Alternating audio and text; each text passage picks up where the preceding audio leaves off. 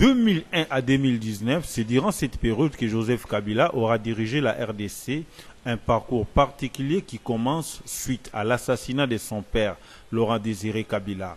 L'homme accède à la magistrature suprême alors que le pays était confronté au nord et à l'est où les rebelles contrôlaient quelques territoires nationaux. Premier grand défi à relever pour le plus jeune président. Ce dernier optera pour la négociation avec tous les seigneurs de guerre à Lusaka, un peu partout en Afrique et à Sun City pour obtenir l'unification du pays et va accepter une transition qui aura à la tête du pays un président et 4 vice-présidents.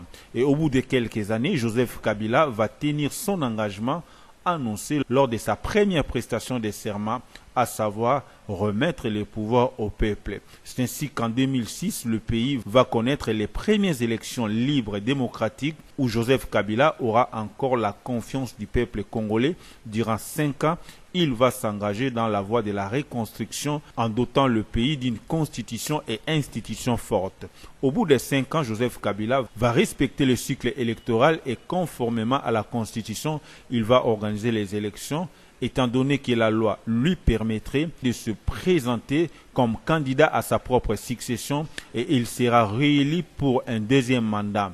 Nous sommes en 2011 et qu'il fallait 5 ans plus tard observer le même exercice, c'est-à-dire organiser des élections. Cette fois-là, la loi interdisait à Joseph Kabila de se représenter. Le pays entre ainsi dans une psychose où l'opinion tant nationale qu'internationale se pose la question de savoir s'il y aura élection, s'il y aura alternance pacifique, au besoin si la constitution sera respectée. Après plusieurs mois d'inquiétude, Joseph Kabila va fixer l'opinion tant nationale qu'internationale sur la question en le rassurant qu'il y aura bel et bien élection et la constitution sera respectée. Une assurance difficile à croire au vu du climat politique qui affichait beaucoup d'incertitudes. Joseph Kabila, pour sauver l'avenir de la RDC, il va toujours user de la voie des négociations.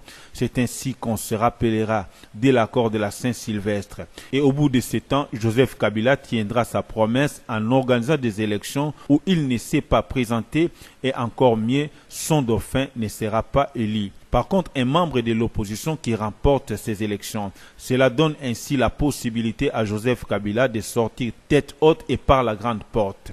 Sinon, inscrire son nom en or dans les annales de l'histoire de la RDC en particulier et de l'Afrique en général. Joseph Kabila devient ainsi une référence et un modèle à suivre pour les générations futures.